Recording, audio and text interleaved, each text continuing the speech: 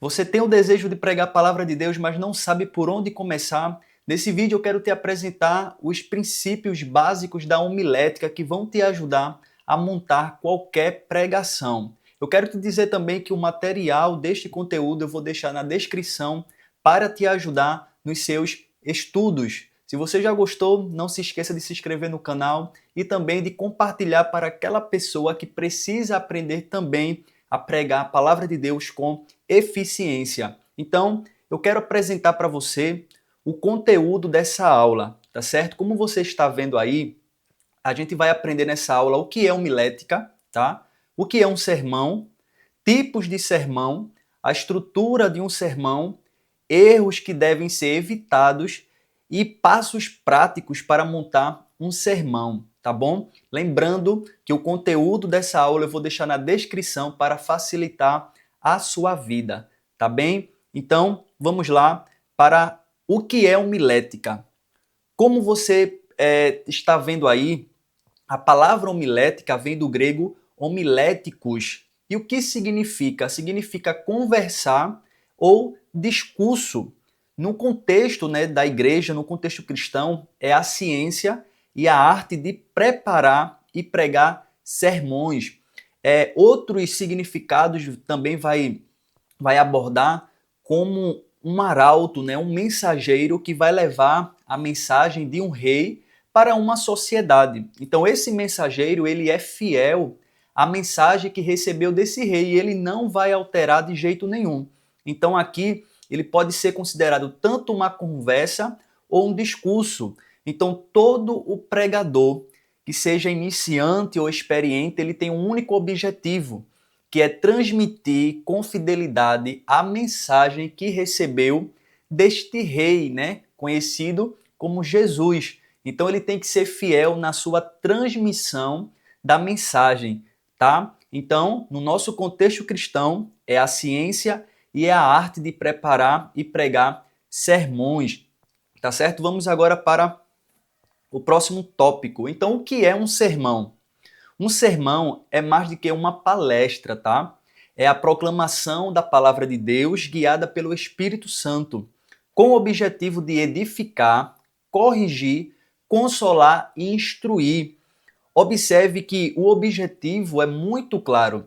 Então, todo pregador que seja iniciante ou experiente que vai transmitir a palavra de Deus, ele tem como objetivo de transmitir edificação, correção, consolar e também instruir. Então talvez você vai se perguntar: quais são as 3 marcas de um bom sermão? Como você analisa a sua própria pregação para saber se ela está nota 10? Eu coloquei aqui 3 marcas que é bem conhecidas e você pode olhar para essas marcas e comparar no momento que você estiver montando, né, a sua pregação, que é a fidelidade bíblica, tá? Ela não pode ser uma invenção do pregador, porque toda pregação ela é baseada nas escrituras, ou seja, a gente não pode pregar qualquer coisa, estamos se baseando nas escrituras, então temos que ter fidelidade a ela. A segunda marca é a clareza na comunicação. O povo precisa entender do que está sendo falado. Por quê? Muitas pessoas se confundem que pregar bem é encher, né, as pessoas, a igreja de informação, mas lembre-se, você mesmo que é pregador iniciante, a gente precisa falar com clareza. É muito melhor você falar e todos da sua congregação venham a entender do que você falar muita coisa e no final a igreja não saber de nada. Então, isso é notório no iniciante, que aquela vontade é tão grande de transmitir, mas não consegue perceber a clareza na sua comunicação. Então, isso aí também é um cuidado que precisa ser levado em consideração. E a terceira marca, né, de um bom sermão é a aplicação prática. Por quê? Quando a gente transmite a palavra do Senhor, o objetivo final é para com que a igreja saiba o que Deus quer que ela faça. Ou seja, se a sua pregação foi sobre oração, a aplicação final é fazer com que a igreja se mova, ou seja, venha reagir à oração. Isso se chama aplicação prática, que é a mensagem deve transformar vidas. Por quê? Não adianta você pregar, você fala muitas informações e no final a igreja não saber o que fazer com tudo aquilo que ouviu. Então, as marcas de um bom sermão é a fidelidade bíblica, porque as lições é extraída da palavra de Deus, ele tem clareza, né, na comunicação, ele fala na linguagem do povo, tá certo? E aplicação final, né, aplicação prática, a qual a igreja vai reagir, vai ter uma ação em relação à palavra de Deus. Então aqui é o que definimos, né, o que é um bom sermão, tá bom? Agora vamos para os tipos de sermão. Quais são os tipos de sermãos que existem? O primeiro é o expositivo, tá? Por que o expositivo? O que é que significa? O expositivo ele explica versículo por versículo, respeitando a intenção do autor. Exemplo aqui é pregar em João, capítulo 1 e o versículo 5. Então, por que a pregação expositiva ela é tão falada e tão procurada? Por quê? Porque dificilmente quem está ministrando ele vai fugir da intenção do autor. No caso, ele está preso ali àquele texto e ele não vai fugir para outro texto. Por quê? Porque ele está sendo o máximo fiel, né, podemos assim dizer, àquele texto. Então, no caso, ele vai explicar texto por texto ou versículo por versículo e no final ele vai trazer o sentido geral daquele texto, o que o texto quer dizer, tá? Então, eu sou a favor, tá, do sermão expositivo, porque eu acredito que ele é o mais fiel às escrituras. Não é que o temático e nem o textual não seja. Eu quero dizer que a forma de abordagem, as ferramentas que são utilizadas o expositivo, eu considero ser o melhor. Então, o primeiro é o expositivo e o segundo é o temático, que também é muito usado, porque aborda um tema específico, reunindo vários textos. Exemplo, se você fosse pregar na sua igreja sobre oração, então você escolheria um tipo de sermão chamado temático, a qual você pegaria todas as passagens da Bíblia que fala lá sobre oração e você ia abordar texto por texto, dando ênfase ao seu assunto, que é sobre oração. Então, digamos assim, que é um tipo de sermão mais fácil de fazer, mas também tem muitos riscos. Por quê? Porque nem todo texto vai concordar com o assunto que você está pretendendo falar. Então é necessário que o pregador se utilize desse tipo de pregação em momentos específicos, quando você quer abordar um assunto determinado na sua igreja. Então, o temático ele é muito procurado, mas também tem muitos riscos no momento que está sendo desenvolvido, tá bom? E por último, temos o sermão textual, que ele usa também um único texto mais curto, né, explorando suas ideias principais. Ou seja, ele é quase parecido com o expositivo, mas o textual ele pega um texto e as suas principais ideias eles são abordadas, né, de formas também externas. Ele vai pegando outras passagens, né, complementares para dar força àquelas lições que foram repartidas de um texto. Então aqui tem esses três tipos de sermões, né, que são muito utilizados, que é o expositivo, temático e textual. Eu deixei aqui que para iniciantes o expositivo ele é mais seguro, porque evita distorções. Lembre-se que o maior cuidado do pregador é transmitir, ser fiel à palavra de Deus. Então, é necessário que ele entenda que a responsabilidade também é sua em falar a verdade do evangelho, tá bem?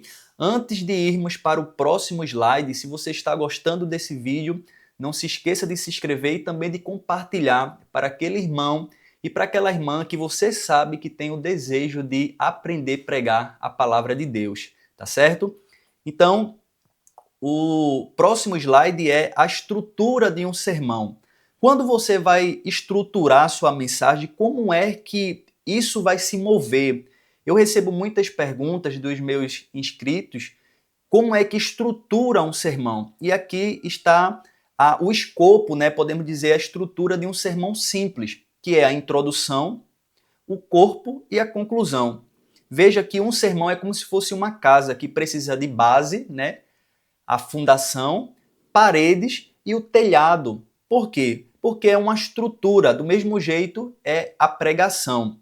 Então, na introdução, quando a gente vai abordar um texto, a gente tem que despertar a atenção e apresentar o tema, né, o assunto da sua pregação. Você observa, né, na expressão da igreja, quando uma pessoa, né, um pregador, ele vai transmitir e nos primeiros minutos da pregação a igreja já está sem vontade de ouvir, né, desinteressada. Então isso é um perigo. Por quê? Porque o início da mensagem não trouxe expectativa, não gerou curiosidade ao ouvinte. E isso também requer uma habilidade do pregador iniciante e também do pregador que seja já experiente. Então, na introdução, a gente desperta, né, a atenção do público. Se você for pregar num lugar que lhe concederam 30 minutos, geralmente utilizamos 5 minutos para desenvolver a introdução, onde é que você vai explicar, onde é que você vai apresentar a sua ideia ou o seu assunto para despertar a atenção da igreja. O segundo ponto, né, do sermão é o corpo, né, ou conhecido também como o desenvolvimento. Por que o desenvolvimento? Onde você vai desenvolver as suas ideias, né? E normalmente um sermão bíblico ele é composto por 2 ou 3 pontos. Você tem que ter cuidado que quanto mais pontos você colocar na sua pregação, você vai exigir de você mais habilidade de manter as pessoas focadas na sua pregação. Então, geralmente, né, os professores de homilética, né, nos aconselha a manter em 2 a 3 pontos. Por quê? É mais objetivo você transmitir a ideia central daquele texto. Então, quando você escolhe o texto, você faz a sua introdução, agora você reparte o seu desenvolvimento em tópico 1, tópico 2 e tópico 3. E no final do sermão, tem por nome de conclusão, onde é que você reúne, né, a mensagem e chama para aplicação, a qual você explicou o texto, você desenvolveu o texto, né, que é as ideias principais e, por fim, você vai agora explicar para a igreja ou trazer a igreja para a aplicação prática, que seria a conclusão. Então, a estrutura de um sermão simples, a introdução, desenvolvimento e conclusão. Lembre-se que nós devemos pregarmos organizados. Por quê? Porque é muito difícil para um pregador iniciante quando ele assume a tribuna, mas ele fica perdido. Ele pode até ter capacidade de expor, mas devido à desorganização, pode ser um perigo. Por quê? Porque vai fazer com que ele não consiga passar de forma fiel o que foi estudado. Então, todo o esboço, toda a estrutura do sermão é para guiar o pregador no momento de expor as suas ideias, né, que foi estudada, extraída da palavra. Então, tem pessoas que nem precisam de esboço, porque ela tem a capacidade de guardar. Já outros precisam dessa segurança. E é por isso que entra a disciplina da homilética, que vai ajudar o pregador a estar dentro daquele assunto, dentro daquela estrutura e não fugir, tá certo? Vamos agora para um exemplo básico para você entender como funciona essa estrutura. Digamos que eu orei e o Senhor me deu um texto em Mateus capítulo 5 e o versículo 13. Vós sois o sal da terra. Você estudou, você orou pelaquele texto, você entendeu a mensagem daquele texto e agora você vai colocar na estrutura que foi explicada no slide passado. Então, na introdução, o que você tem que falar sobre esse texto? Você falaria a importância do sal no mundo antigo. Então você, nos seus estudos, né, anterior, você pesquisa sobre a importância do sal, porque Jesus falou sobre o sal, como era visto naquela época. Então, quando você transportar para a sua introdução na igreja, você vai falar isso. Meus irmãos, a importância do sal é essa, que naquele tempo era usado como um salário, né? Era muito importante, muitas pessoas recebiam como um salário, mas quando ele perdia, né, o seu valor, o seu poder de salgar, ele era jogado nos degraus, né, dos templos para servir de aderência para aquelas pessoas que estavam entrando no templo não viessem escorregar. Então Jesus fala que quando o sal perde o seu sabor, ele só serve para ser jogado fora e ser pisado pelos homens. Por quê? Porque não tem mais serventia. Então, como eu descobri isso? Estudando o texto e entendendo a importância para aquela época. Então, eu já vou prender a atenção da igreja, porque muitos vão dizer, rapaz, eu nunca vi essa abordagem. Então, no primeiro ponto, né, você fala que o cristão dá sabor ao mundo. No segundo ponto, o cristão preserva contra a corrupção. Aí você pergunta, David, de onde está vindo essas divisões? Estão vindo do próprio texto, porque o próprio texto, se você analisar, ele está explicando justamente essa estrutura lógica do Senhor Jesus, no momento que ele está falando. Então, no primeiro ponto, né, eu falo que o cristão é sabor do mundo, né, dá o sabor ao mundo. Segundo, o cristão preserva contra a corrupção. E na conclusão, eu chamo a igreja para uma ação, né? O que Deus quer que eu faça depois que eu ouvir essa palavra. Está aqui. A igreja precisa viver de forma a impactar a sociedade. Então, depois que ela entendeu a serventia do sal naquela época, hoje, né, no seu desenvolvimento, as suas ideias hoje, você explicou para a igreja o que Deus quer, na conclusão você faz esse fechamento. Então veja que esse exemplo é muito claro. Então lembre-se, todas as vezes que você for montar a sua pregação, lembre-se sempre de explicar aquele texto. No desenvolvimento você passa as ideias encontradas nesse texto, né, o que Deus quis dizer, né, que chamamos de interpretação, e na conclusão você pode aplicar de forma geral a vida da igreja, tá certo?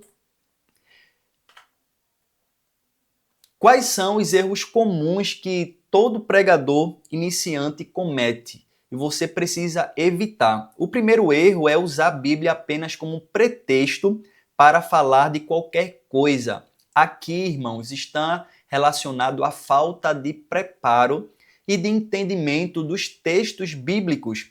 É onde a gente percebe pregações isoladas. E quando existem pregações isoladas, você vai dar margem a criar certas heresias, né, ou falsos ensinamentos. Então lembra dos primeiros slides que a nossa pregação ela é baseada na palavra, tá bom? O segundo erro é colocar muitas histórias e poucas escrituras, que é o famoso testemunho pessoal, tá? Quando assumimos a palavra do Senhor, né, ou a tribuna, quem deve prevalecer na nossa pregação é Cristo Jesus. A nossa pregação ela é cristocêntrica. Muitas vezes a gente ouve que um irmão sobe na tribuna, lê um texto, mas no decorrer da mensagem ele fala de várias pessoas, né? Ele conta a história de vários testemunhos, mas esquece de falar da palavra de Deus. Eu não estou dizendo que você não pode, em alguma ocasião, se utilizar do testemunho, mas quando assumimos a tribuna, o púlpito, quem deve prevalecer é a palavra. Então isso é um erro muito comum que você, pregador iniciante ou até mesmo experiente, precisa evitar. E o terceiro erro é a falta de organização, né? Que é um sermão confuso. Ele começa falando sobre Davi, depois vai para Jacó, depois vai para Arajó, e no final das contas a igreja não sabe em que ele pregou. Isso é muito comum. Por isso que a pregação expositiva ela é bem mais adequada para o pregador iniciante e também o pregador experiente. Por quê? Porque você vai estar ali fixo naquele texto e não vai fugir para nenhum outro, a não ser que o texto necessite de um apoio paralelo, né, de outros textos. Então a falta de organização, ela é muito comum nos pregadores iniciantes. E o quarto é ignorar a aplicação prática.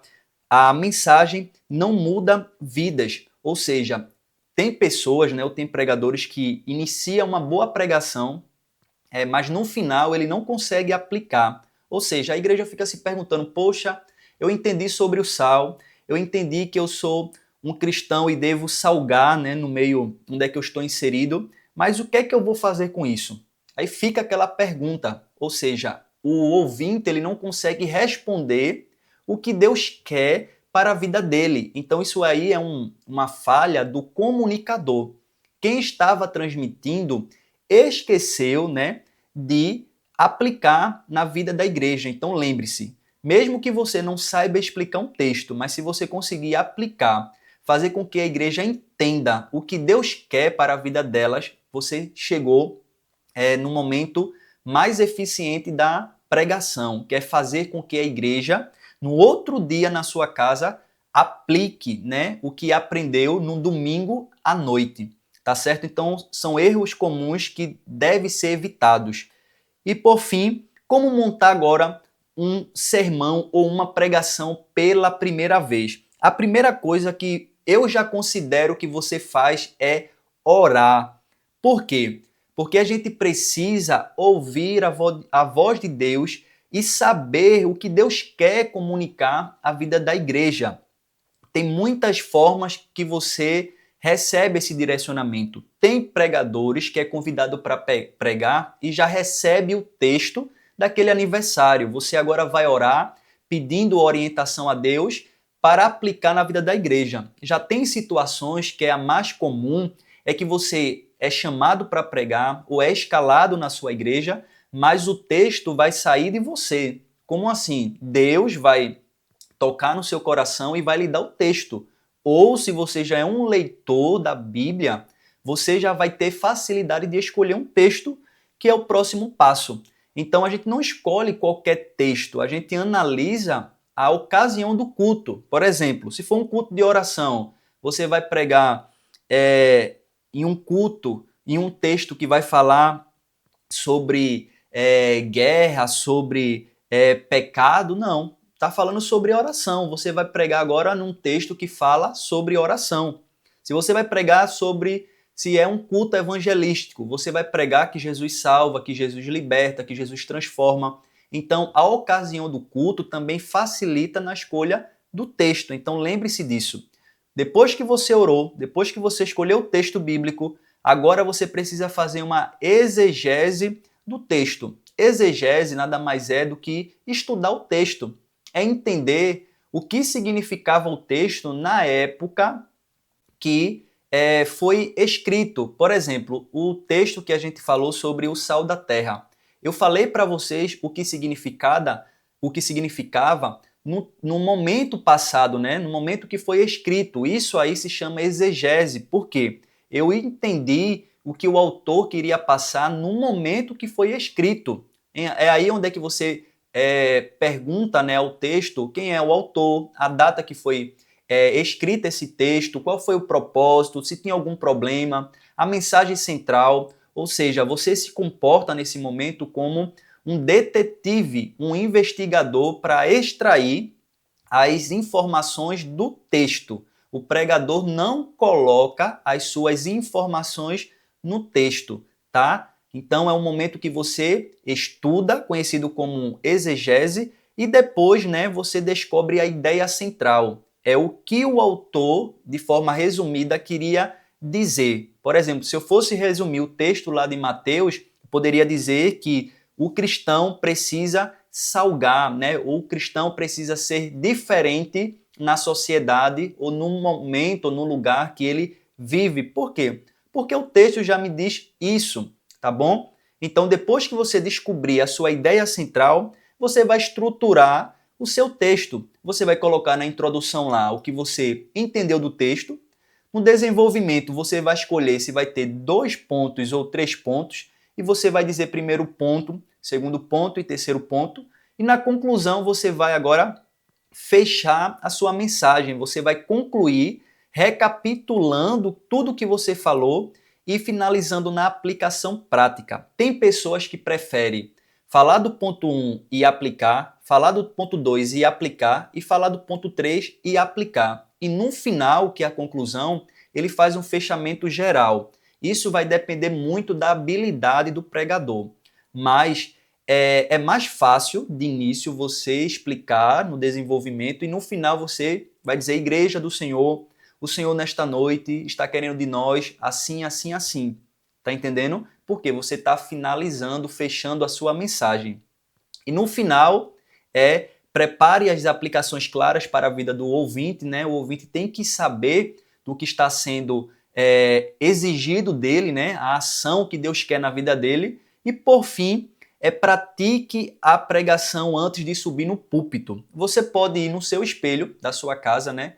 E treinar. Você pega o seu esboço e começa a treinar como se fosse já no dia da sua pregação. Você vai olhar para o espelho, você vai saudar a igreja como se fosse num momento. Isso vai lhe dar segurança. E também é conhecido, né? Isso aí é uma técnica que você pode utilizar para cada dia mais ter habilidade para dominar o seu esboço. Eu já fiz isso e dá certo e eu indico para vocês também. E outra coisa, lembre-se de anotar. Você precisa ter uma caderneta e uma caneta para você anotar, ter hábito de anotar, tá bom? Então, antes que chegue o dia de você transmitir, descanse, tá? No Senhor, também descanse fisicamente. Se você conseguir dormir, durma um pouco, porque é importante. Por quê? A gente gasta muita energia aqui, ó, na mente, tanto espiritual, né, porque é uma batalha e você já compreende,